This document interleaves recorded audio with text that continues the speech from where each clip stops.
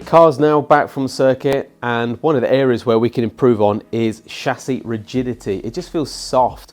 Although this is a super hot hatch, we can make it even hotter and get some stiffening on the chassis.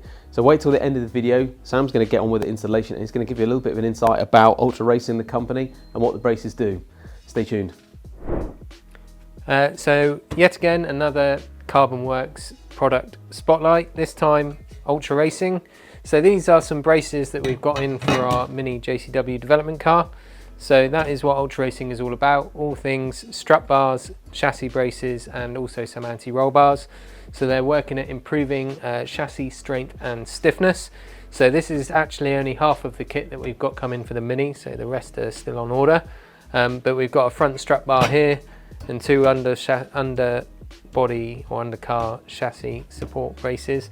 So the whole idea of these seamless tube construction parts, they're going to bolt up to the car, they're going to improve the strength and increase the stiffness, which should hopefully result in improved and continued contact of the tyre contact patch with the road, because it will prevent flex in the vehicle when cornering hard on track.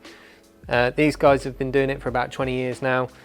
We've used some of their product in the past. Again, I think we had that on our Clio quite possibly, but nice shiny white finish, so should stand out once they're on the car. We're going to do some before and after back-to-back testing with these at Brands Hatch hopefully, so stay tuned for that. But in the meantime, some b-roll of me getting these fitted up on the car. Like I said, most of it will be on the underside of the car, which we'll show you, and this strut brace here will be visible in the engine bay. So yeah, nothing much more to say than that. These guys will go on, hopefully they'll look good, and more importantly they'll feel good. Stay tuned for that.